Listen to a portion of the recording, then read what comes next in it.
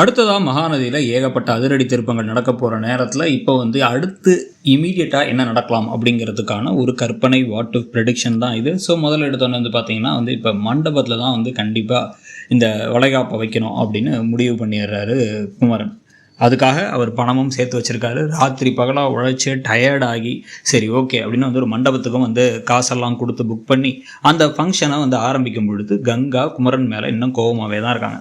So அந்த மேடையில் ஏற்றி அவங்களுக்கு அந்த சந்தனம்லாம் பூசுறதுக்கு ஒவ்வொருத்தங்களாக வர ஆரம்பிக்க அப்படியே முதல்ல கொஞ்சம் சந்தோஷமாக இருக்காங்க கங்கா. அங்கே நடக்கிற விஷயங்கள்லாம் பார்த்து நமக்கு பரவாயில்ல, வீட்டில்னு நினச்சா மண்டபத்தில் நடக்குது, அதே சமயத்தில் நல்லா பிடிச்ச மாதிரி ஒரு ட்ரெஸ்ஸை வாங்கி கொடுத்தாச்சு, இது இல்லாமல் அடுத்து என்ன நடக்க போகுது அப்படின்னு சொல்லி பார்த்துக்கிட்டு இருக்கும் பொழுது இப்போ காவேரி, அதுக்கப்புறமா பார்த்திங்க அப்படின்னா யமுனா, அப்புறமா விஜய், நிவின், அத்தனை பேரும் தாத்தா பாட்டி, அப்புறம் கங்காவுடைய மாமியார் எல்லாருமே வந்துடுறாங்க. ஒவ்வொருத்தங்களாம் எல்லாருமே இந்த விழா ஏற்பாடுகளை ரொம்ப பாராட்டி பேசிக்கிட்டு இருக்கும் பொழுது இப்போ குமரன் என்ன பண்ணுறாரு அப்படின்னா அவர் ஆசையாக ராத்திரி பகலாக உழைச்சி அதனால சம்பாதிச்சு சேர்த்து வச்ச காசில், அதுவும் இப்போ தங்க வைக்கிற விலையில் அவர் என்ன பண்ணியிருக்காரு அப்படின்னா ஒரு ஒட்டியானத்தை வாங்கிட்டு அந்த ஒட்டியானத்தை கொண்டு இவங்கள்ட்ட கொடுக்க முதல்ல இவங்க ஒட்டியானம் அப்படிங்கிறது தெரியாமல் என்னது சும்மா இப்போ இங்கே ஏதாவது மெட்டி மோதிரம் ஏதாவது மாட்ட போகிறீங்களா, அதெல்லாம் சும்மா பண்ணி அவமானப்படுத்தாதீங்க அப்படிங்கிற மாதிரி பேச அதுவே குமரனுக்கு இப்போ காயமாயிடுது மனசுக்குள்ளார. இருந்தாலுமே இவங்க இல்லை நீ திறந்து தான் பாருங்க கங்கா, கங்கா உனக்காக நான் அதை வாங்கினேன், திறந்து பாரு அப்படின்னு திருப்பி சொல்ல எல்லாரும் முன்னாடியும் கங்கா அதை திறந்து பார்த்துட்டு என்ன கவரிங்கில் ஒட்டியானம் வாங்கியிருக்கீங்களா, நான் கேட்டது தங்கத்தில் ஒட்டியானம், செய்ய முடியாட்டியும் பரவாயில்ல, கவரிங் எல்லாம் வாங்கி கொடுத்தேன், அவமானப்படுத்தாதீங்க அப்படிங்கிற மாதிரி பேச நிஜமாவே கங்கா இது தங்கம், நான் உனக்காக வாங்கினேன், கிட்டத்தட்ட 3.5 லட்ச ரூபா போட்டு வாங்கியிருக்கேன் அப்படின்னு சொல்ல உன்னை 3.5 லட்ச ரூபா போட்டு வாங்கியிருக்கீங்களா அப்படின்னு சொல்லிட்டு அவங்க ஷாக்கானோடனே ஆக்சுவலாக 5 லட்ச ரூபா ஆச்சு, 3.5 லட்ச ரூபா இருந்துச்சு, ஒரு 1.5 லட்சம் மட்டும் நான் விஜய் கிட்ட வாங்கியிருக்கேன், அப்புறமா நான் திருப்பி கொடுத்துருவேன் அப்படிங்கிற மாதிரி சொன்ன உடனே இவங்க இன்னமும் டென்ஷன் ஆக போகிறாங்க. யாரை கேட்டு அந்த ஆள்கிட்ட காசு வாங்கினீங்க, கடைசியில் இப்போ எல்லாமே உங்கள் பிள்ளை என் வயிற்றில் வளர்ந்துக்கிட்டு இருக்கு, கண்ட ஆள்கிட்டலாம் காசை வாங்கிட்டு எனக்கு கொடுத்தீங்கன்னா என்ன அவமாரியாதை பண்ணுறீங்களா, எனக்கு கொஞ்சம் வெக்கமாக இல்லை உங்களுக்கு, உங்களால் முடிஞ்சால் அதை வச்சு ஏதாவது செய்யுங்க, எப்போ பார்த்தாலும் பிச்சை எடுக்கிற மாதிரி அவங்கள்ட்ட போய் வாங்கினேன், இவங்கள்ட்ட போய் வாங்கினேன், அவர் எனக்கு ட்ரெஸ் வாங்கி கொடுத்தாது, இவங்க எனக்கு மிஷின் வாங்கி கொடுத்தாங்க அப்படின்னே சொல்லிகிட்டே இருக்கீங்க, வெக்கமாகவே இல்லையா உங்களுக்கு, நீங்களும் ஒரு கொஞ்சமாச்சும் ஒரு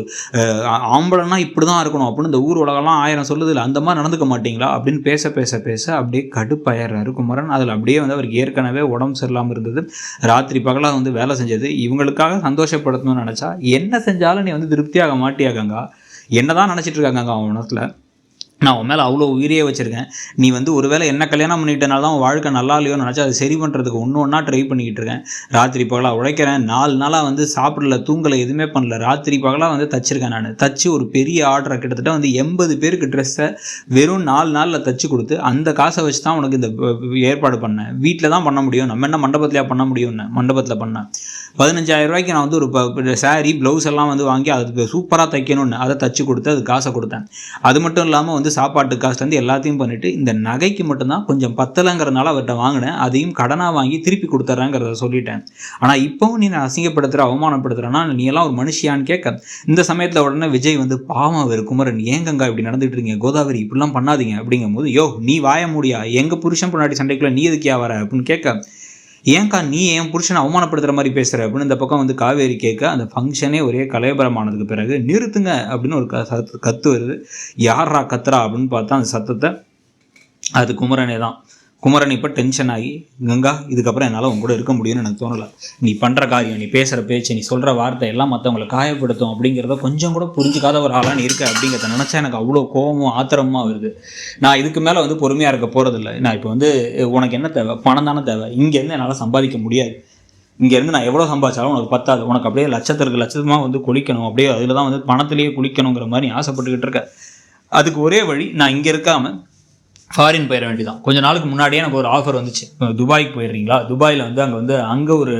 டெய்லரிங் ஷாப்பில் அங்கே ஒரு ஃபேஷன் டிசைனிங்லாம் ஏதோ பண்ணணும், அங்கே இந்தியன் ட்ரெஸ்ஸுக்கெலாம் மவுஸ் இருக்குது அப்படின்லாம் வந்துச்சு. அதனால் நான் துபாய்க்கு போகிறேன், அங்கே போய் நான் சம்பாதிச்சு உனக்கு பணத்தை கொடுத்து அனுப்புகிறேன், புள்ள பிறக்கட்டும், புள்ள பிறந்ததுக்கப்புறமா வேணால் நான் வரேன், அது வரைக்கும் நான் சம்பாதிச்சுட்டு இதுக்கப்புறம் வந்து உனக்கு பணம் தானே தேவை, நான் தேவை இல்லைல்ல, நான் கூட இருக்கேன் இல்லை அப்படிங்கிறத விட உனக்கு பணம் தான் முக்கியம் ஆகிடுச்சுன்னு எனக்கு இந்த கொஞ்சம் நாளில் தெரிஞ்சிருச்சு எனக்கு. அதனால் நான் கிளம்புறேன்னு சொல்லிட்டு இவர் ஏர்போர்ட்டுக்கே போக கையில் இப்போ பெட்டி கட்டியெல்லாம் பெட்டி எடுத்துட்டு, ஐயோ போகாதீங்க, நான் ஏதோ ஒரு மனசில் ஒரு ஆத்திரத்தில் பேசிட்டேன், கோபத்தில் பேசிட்டேன், அவளுக்கு எல்லாமே கிடைக்குது எனக்கு எதுவும் கிடைக்கலன்னு ஒரு பொறாமையில் பேசிட்டேன் அப்படின்னா இந்த பொறாமை உனக்கு கடைசி வரைக்கும் இருக்குங்கங்க. இன்னைக்கு நேற்றுன்னு இல்லை, பிறந்ததுலேருந்தே வந்து உங்கள் அப்பா காவேரி மேலே பாசம் வச்சிருக்காரு, காவேரி தைரியமாக இருக்காங்க, காவேரி மேலே உன்னால் எதையும் செய்ய முடியல அப்படிங்கிற கோபம், இந்த வீட்டுக்கு பணம் கொடுக்க முடியலங்கிற கோபம் எல்லாம் சேர்த்து வச்சு உன்னை இப்படி ஆக்கிடுச்சு. அதனால அந்த கோபத்தெல்லாம் உன் மேலே காட்டாமல் என் மேலே காட்டிக்கிட்டு இருக்கு. அதுக்கான ஒரு அளவுக்கு மேலே எனக்கு வந்து என்னுடைய சுயமரியாதை இழந்து உன் கூட வாழ முடியாது கங்கா. நான் கிளம்புறேன்,